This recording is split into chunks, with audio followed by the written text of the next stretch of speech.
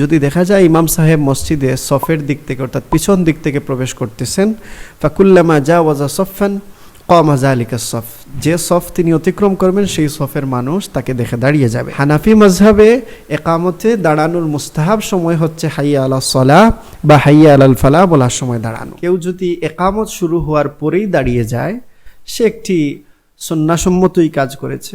আসসালামু আলাইকুম ওয়া রাহমাতুল্লাহ। ইন্নাল হামদুলিল্লাহ আলহামদুলিল্লাহি কাফা ওয়া সালামুন আলা ইবাদিহিল্লাযীনা ইসতাফা, আম্মা বা'দ, ফাউযু বিল্লাহি মিনাশ শাইতানির রাজীম, বিসমিল্লাহির রহমানির রহিম। মুকিতিয়া কমপ্লেক্স থেকে প্রশ্ন উত্তর পর্বে আপনাদেরকে জানাই স্বাগতম। আমাদের কাছে একটি গুরুত্বপূর্ণ প্রশ্ন এসেছে। জিজ্ঞেস করা হয়েছে যে ইকামতের সময় ইমাম এবং মুক্তাদি কোন সময় দাঁড়ানো উত্তম, এই বিষয়ে বিস্তারিত দলিল সহ জানতে চাই। আমরা যদি হাদিস শরীফের দিকে তাকাই তাহলে দেখব সহিহ আল বুখারীর বর্ণনা এসেছে, আল্লাহ রাসূল সাল্লাল্লাহু আলাইহি ওয়াসাল্লাম বলেছেন, ইজা উকিমাতিস সালাতু ফালা তাকুমু হাত্তা তারাউনি।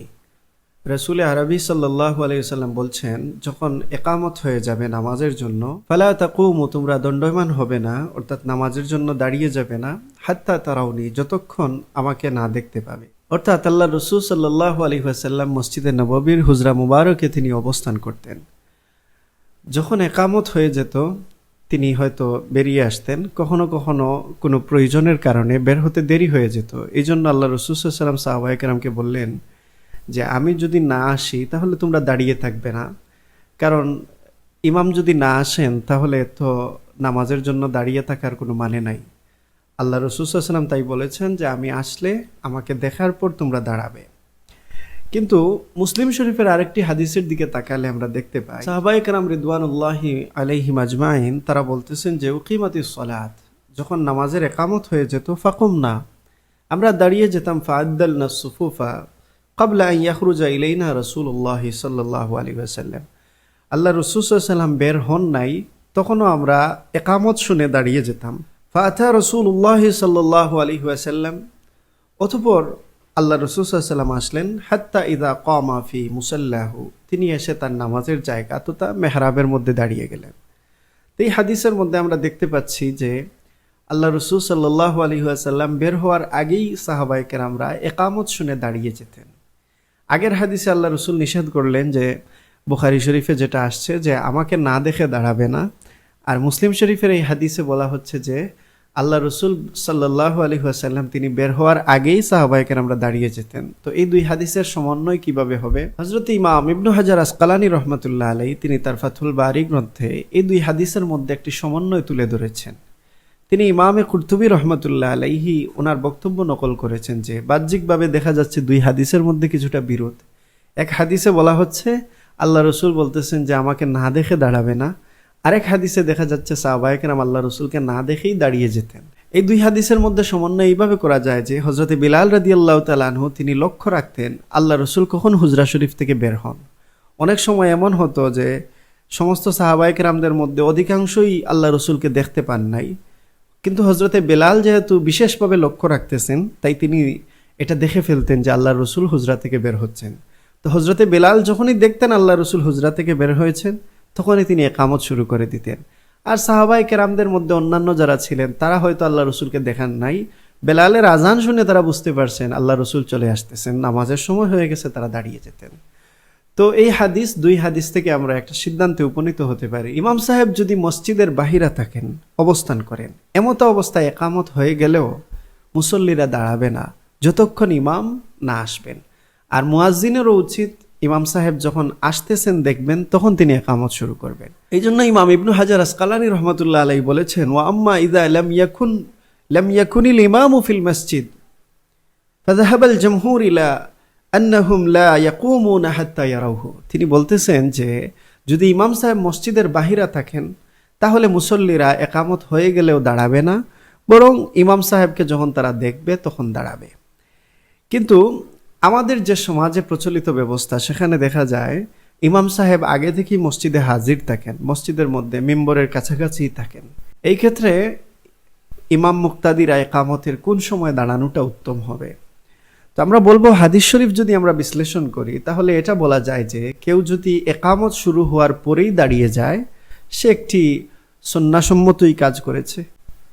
একামত শুরু হওয়া মাত্র, আল্লাহু আকবার বলা মাত্র যদি কেউ এই সময় থেকে নিয়ে একামতের মধ্যবর্তী সময়ে যে কোনো সময়ে দাঁড়ায়, সে সুন্নাহ মোতাবেকই দাঁড়িয়েছে। কারণ হাদিস শরীফের মধ্যে এইভাবে এসেছে যে আন্নান নাসা কানু সাআতা ইয়াকুলুল মুয়াজ্জিনু আল্লাহু আকবার ইউকিমুস সালাহ।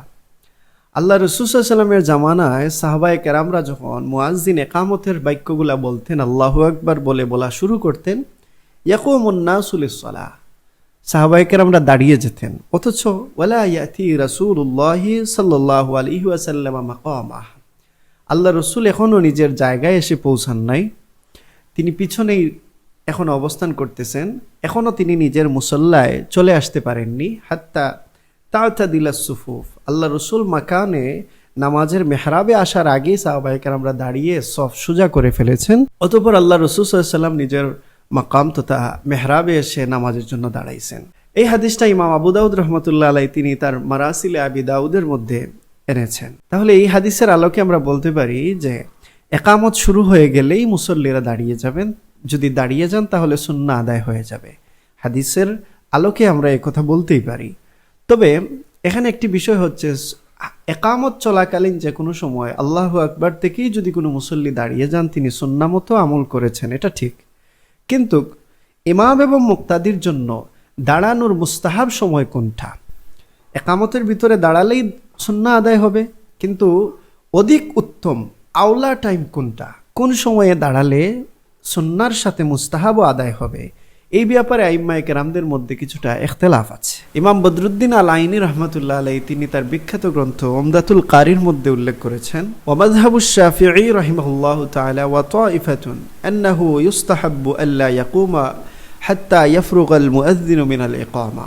ইমাম শাফিঈ রহমাতুল্লাহ আলাইহি এবং একদল আলেমদের মত হচ্ছে যে মুয়াজ্জিন যতক্ষণ ইকামত শেষ করবেন না তার আগে না দাঁড়ানো উচিত, বরং মুস্তাহাব হচ্ছে একামত শেষ হলে দাঁড়ানো। ওয়াকাল আহমদ রাহিমাহুল্লাহু তাআলা, ইমাম আহমদ রাহমাতুল্লাহ আলাইহির মাযহাব হচ্ছে, তিনি বলেছেন ইজা ক্বাল আল মুয়াজ্জিন ক্বাদ কামাতিস সালাহ ইয়াকুমু, যখন মুয়াজ্জিন ক্বাদ কামাতিস সালাহ বলবেন তখন দাঁড়িয়ে যাবে ইমাম এবং মুক্তাদি।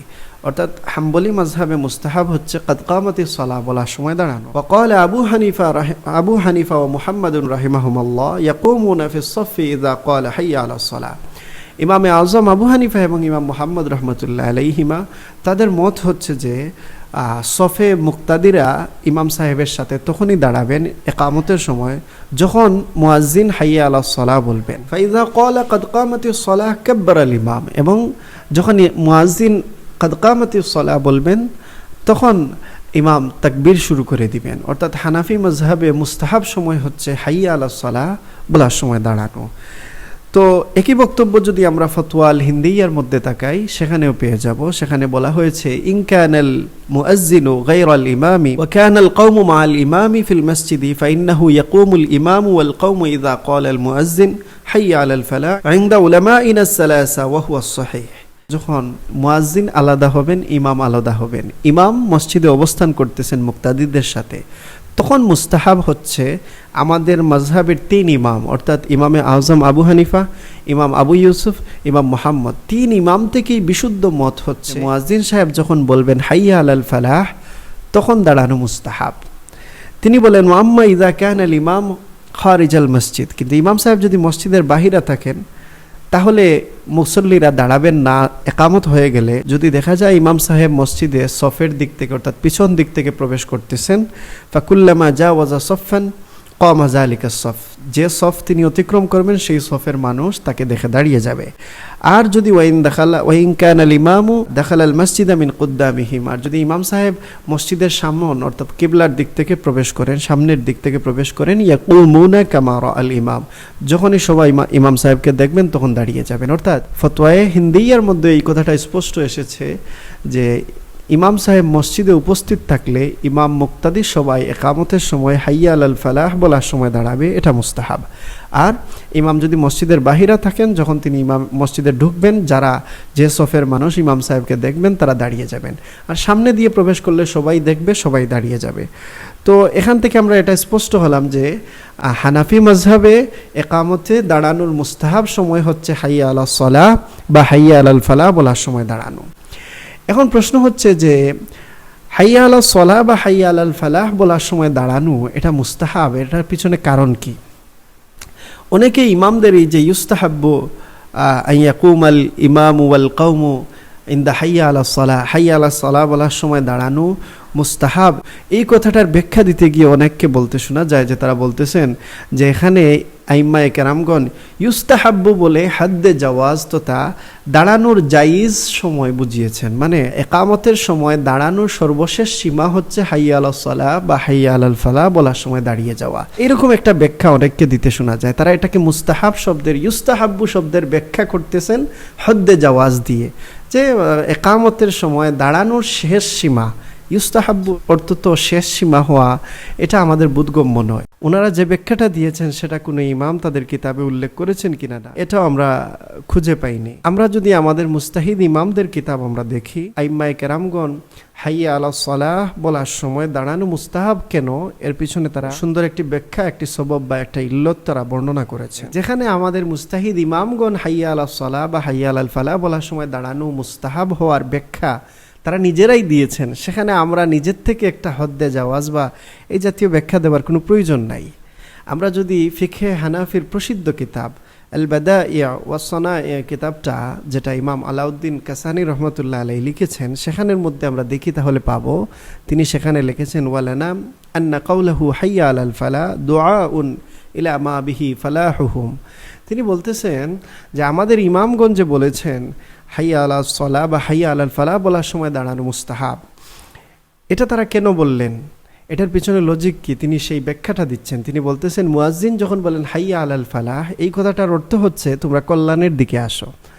তো মুয়াজ্জিন সাহেব তাদেরকে তো কল্যাণের দিকে আহ্বান করতেছেন। ওয়া আমারা বিল মুসারাতি ইলাইহি, তিনি আদেশ করতেছেন যে দ্রুত যেন তারা হাইয়া আলাল ফালাহ তথা কল্যাণের দিকে সাড়া দেয়।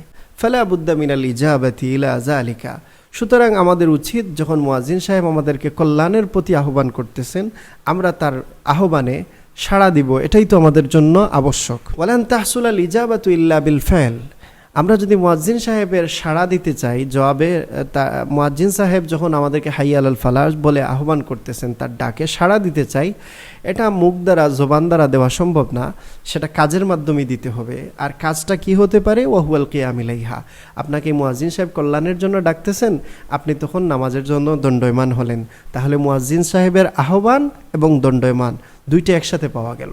তিনি বলতেছেন ফাকানা ইয়ামবাগি, এই জন্য উচিত হচ্ছে ইয়াকুমা ইনদা কাউলিহি হাইয়া আলাস সালাহ, ইমাম মুয়াজ্জিন সাহেব যখনই বলবেন হাইয়া আলাস সালাহ তখনই আমাদের উচিত দাঁড়িয়ে যাওয়া, কারণ তিনি আমাদেরকে ডাকতেছেন নামাজের জন্য, আসো, আমরা নামাজের জন্য সাড়া দিলাম, দাঁড়িয়ে গেলাম, দাঁড়ানোর মাধ্যমে সাড়া দেওয়া হলো। লিমা যাকারনা, যেটা আমাদের ইমামগণ উল্লেখ করেছেন। গায়রা আন্না নামনাউহুম আনিল কিয়াম, তবে আমরা মানুষদেরকে নিষেধ করতেছি যে হাইয়া আলাস সালাহ বলার আগে যেন না দাঁড়ায়। কেন? কাইলা ইয়ালগু কাউলুহু, যাতে মুয়াজ্জিনের কথাটা অনর্থক না হয়ে যায়। অর্থাৎ মুয়াজ্জিন সাহেব বলতেছেন হাইয়া আলাস সালাহ, তোমরা নামাজের দিকে আসো, হাইয়া আলাল ফালাহ কল্যাণের দিকে আসো।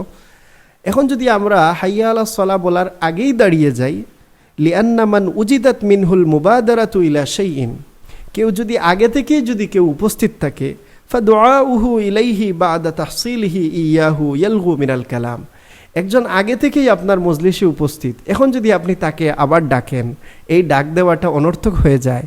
তো এই জন্য ইমাম আলাউদ্দিন কাসানি রহমতুল্লাহ আলাইহি বলতেছেন, আপনি যদি আল্লাহু আকবার বলার সময় দাঁড়িয়ে যান, তো মুয়াজ্জিনের হাইয়া আলাস সালাহ হাইয়া আলাল ফালাহ বলে আহ্বান করা, এই আহ্বানটা অনর্থকের মতো হয়ে যায়, কারণ আপনি তো আগে থেকেই সাড়া দিয়েছেন, তো আপনাকে আর ডাকার দরকার কি?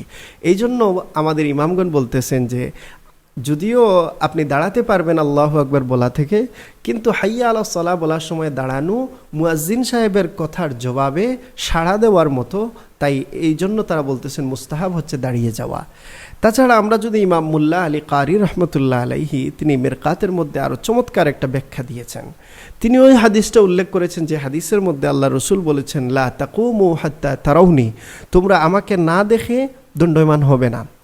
তো এই কথাটার ব্যাখ্যা তিনি এইভাবে বলছেন, লাআল্লাহু আলাইহিস সালাম কানা ইয়াখরুজু মিনাল হুজরাতি বাদা শুরুইল মুয়াজ্জিনি ফিল ইকামা। তিনি বলতেছেন সম্ভবত এই হাদিসটার ব্যাখ্যা এইরকম যে আল্লাহ রাসূল সাল্লাল্লাহু আলাইহি ওয়াসাল্লাম হুজরা শরীফ থেকে বের হতেন মুয়াজ্জিন যখন ইকামত শুরু করে দিতেন, ওয়ায়াদখুলু ফি মিহরাবিল মসজিদি, আর আল্লাহ রাসূল সাল্লাল্লাহু আলাইহি ওয়াসাল্লাম মেহরাবে এসে পৌঁছে যেতেন কখন?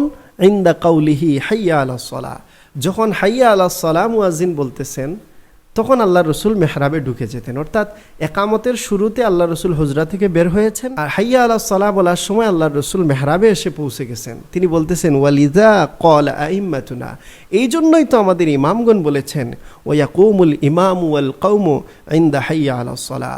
তিনি বলছেন এই জন্যই আমাদের ইমামরা বলেছেন যখন হাইয়া আলাস সালাহ বলা হবে তখন দাঁড়িয়ে যাবে। অর্থাৎ আল্লাহ রসুল সাল্লাল্লাহু আলাইহি ওয়াসাল্লামের এই হাদিস থেকে তিনি প্রমাণ করতে চাইছেন যে আল্লাহ রসুল সাল্লাল্লাহু আলাইহি ওয়াসাল্লাম যতক্ষণ আসেন নাই ততক্ষণ দাঁড়াবে না। এর মানে আল্লাহ রসুল সাল্লাল্লাহু আলাইহি ওয়াসাল্লাম আসতেন তখন সাহাবায়ে কেরামরা দাঁড়াতেন, আর রসুলুল্লাহ আসতেন কখন, তিনি একটা ব্যাখ্যা দিলেন যে আল্লাহ রসুল মেহরাবে পৌঁছতেন যখন তখন হতো হাইয়া আলাস সালাহ, সাহাবায়ে কেরামরা এই সময় দাঁড়াতেন। তো যাই হোক, আমরা যেটা বলতে চাচ্ছি, আমাদের ইমামগণ ব্যাখ্যা দিয়েছেন হাইয়া আলাস সালাহ বলা বা হাইয়া আলাল ফালাহ বলার সময় দাঁড়ানোটা মুস্তাহাব হওয়ার পিছনে কারণ হচ্ছে মুয়াজ্জিনের ডাকে সাড়া দেওয়া, এবং আল্লাহ রসুল সাল্লাল্লাহু আলাইহি ওয়াসাল্লাম বলেছেন আমাকে না দেখে দাঁড়াবে না। এই হাদিস থেকেও বোঝা যায় যে আল্লাহ রসুল যখন দেখতেন সাহাবায়ে কেরামরা তখন দাঁড়াতেন। আর এটার ব্যাখ্যা হতে পারে মুল্লা আলী কারি রহমতুল্লাহ আলাইহি যেভাবে বলেছেন যে আল্লাহ রসুল সাল্লাল্লাহু আলাইহি ওয়াসাল্লাম মেহরাবে পৌঁছতেন হাইয়া আলাস সালাহ বলার সময়, এই জন্য সাহাবায়ে কেরামরা তখন দাঁড়াতেন। তো এটা তো আমাদের ইমামগণ ব্যাখ্যা দিয়েছেন, এটা আমরা নিজেদের থেকে বলি নাই। এই জন্য আমরা বলবো ভাই মুস্তাহাব হচ্ছে হাইয়া আলাস সালাহ বা হাইয়া আলাল ফালাহ বলার সময় দাঁড়িয়ে যাওয়া। এখন একটা প্রশ্ন থেকে যায় যে আমাদের ইমামগণ তো এটাও বলেছেন কদ কামাতিস সালাহ বলার সময় ইমাম আল্লাহু আকবার বলে ফেলবেন, অথচ দেখা যাচ্ছে যে আমাদের কোনো ইমামই এই কথাটার উপর আমল করেন না, অর্থাৎ সবাই আল্লাহু আকবার বলেন একামত শেষ হওয়ার পরে। এটা দেখেন ইমামগণ মুস্তাহাব সময়ের কথা বলতেছেন। তো যখন বলা হবে মুয়াজ্জিন যখন বলবেন কদ কামাতিস সালাহ, নামাজ দণ্ডায়মান হয়ে গেল, তখন তো উচিত হচ্ছে তখনই কি করে দেওয়া, আল্লাহু আকবার বলে দেওয়া। কারণ নামাজ দণ্ডায়মান হয়ে গেল, মুয়াজ্জিনের এই কথাটা সত্যায়ন করার জন্য ইমাম সাহেব সাথে সাথে বলবেন আল্লাহু আকবার। এই জন্য ইমামগণ এটা বলছেন যে সর্বোত্তম সময় হলো আল্লাহু আকবার বলা কদ কামাতিস সালাহ বলার সময়। তবে আমরা এই আমলটা কোনো ইমাম, কোনো মসজিদের ইমাম বা কোনো আলেমদেরকে এই আমল করতে পাওয়া যায় না, যেটা ইবনু হাজার আসকালানী রহমতুল্লাহ আলাইহি বা মিরকাতের মধ্যে ইমাম মুল্লা আলী কারি রহমতুল্লাহ আলাইহি উল্লেখ করেছেন যে সবাই এটা বলেন যে একামত শেষ হবে তারপরে ইমাম সাহেব আল্লাহু আকবার বলবেন। তো আইম্মায়ে কেরামগণ যে বললেন কদ কামাতিস সালাহ বলার সময় ইমাম আল্লাহু আকবার বলবেন, এই মুস্তাহাবের উপর আমল এই জন্য করেন না কারণ ইমামের উপর আরও কয়েকটা সুন্নত বাকি আছে। যখন তিনি শেষ করে ফেলবেন, মুয়াজ্জিন সাহেবের একামত শেষ হবে, ইমাম সাহেবের উপর দায়িত্ব হচ্ছে তিনি পিছন দিকে তাকিয়ে দেখবেন তার কাতার সোজা হয়েছে কিনা না, যেটা আল্লাহ রসুল সাল্লাল্লাহু আলাইহি ওয়াসাল্লাম করতেন। তারপর মানুষকে তিনি কাতার সোজা করা, সাদ্দুল খালাল, যে দুজনের মাঝখানে যে ফাঁকা জায়গা আছে সেটা পূরণ করা, এরপর তিনি কাতার সোজা করা, কাতারের মধ্যে ফাঁকা জায়গা থাকলে সেটা পূরণ করা, এই কথা বলে তিনি মানুষকে আহ্বান করবেন কাতার সোজা করা এবং কাতারের গ্যাপ পূরণ করা। তারপর তিনি আল্লাহু আকবার বলবেন। যেহেতু আমরা দেখতেছি যে ইমাম সাহেবের আরও কয়েকটা সুন্নাহ কাজ বাকি আছে, এই জন্য তিনি এখানে মুস্তাহাবের উপর আমল করতে পারতেছেন না। অর্থাৎ মুয়াজ্জিনের কথা কদ কামাতিস সালাহ, নামাজ প্রতিষ্ঠিত হয়ে গেল, নামাজ শুরু হয়ে গেল, এই কথাটাকে বাস্তবায়ন করতে পারতেছেন না সুন্নার কারণে। এই কারণে আমরা এই অংশের উপর আমল করা যায় না। কিন্তু হাইয়া আলাস সালাহ বলার সময় দাঁড়ানোতে কোনো অসুবিধা নাই, কোনো সুন্নার খেলাফ হচ্ছে না। আরেকটা বিষয় দেখা যায় যে অনেক ভাই বলেন যে কাতার সোজা করাটা ওয়াজিব, এই জন্য কাতার সোজা করার গুরুত্বের কারণে আমরা এই যে হাইয়া আলাস সালাহ বলার সময় দাঁড়ানোর মুস্তাহাবের উপর আমল করব না। এখানে আমরা একটা কথা বলি যে নামাজের জন্য কাতার সোজা করা সুন্নতে মুআক্কাদা, যেটা ওয়াজিবের কাছাকাছি, এটা খুবই গুরুত্বপূর্ণ। আল্লাহ রসুল সাল্লাল্লাহু আলাইহি ওয়াসাল্লাম খুব বেশি তাকিদ দিয়েছেন। কিন্তু কাতার সোজা করাটার দায়িত্ব তো হচ্ছে আল্লাহু আকবার বলার আগে, অর্থাৎ ইমাম সাহেব তাকবীরে তাহরিমা শুরু করার আগে আপনি যখন কাতারের মধ্যে দাঁড়াবেন তার ভিতরে সোজা করতে হবে। তো একজন ব্যক্তি যদি হাইয়া আলাস সালাহ বলার সময় দাঁড়িয়ে যায়, তো তার জন্য কাতার সোজা করতে কত সময় লাগে? এমন যে না যে হাইয়া আলাস সালাহ সময় পরে দাঁড়ানোর পর আর তার কাতার সোজা করার সময় বাকি নাই, এমন তো না। আর ইমাম সাহেব তো আল্লাহু আকবার বলবেনই না যতক্ষণ পর্যন্ত কাতার সোজা হয় নাই। আর বর্তমান জামানায় প্রত্যেকটা কাতারের মধ্যে, সফের মধ্যে কাতারের চিহ্ন দেওয়া আছে। এখানে কাতার সোজা করা যে খুব কঠিন, আহামরি হাইয়া আলাস সালাহর সময় আমল করা, দাঁড়ানোর মুস্তাহাবটা আমল করা যাবে না, বিষয়টা তো এমন না, চাইলেই সহজ আমল করা যায়। কাতার সোজা করার জন্য আমরা আগে থেকেই এসে কাতারে বসে যাব, আর যখন হাইয়া আলাস সালাহ বলা হবে দাঁড়িয়ে যাব।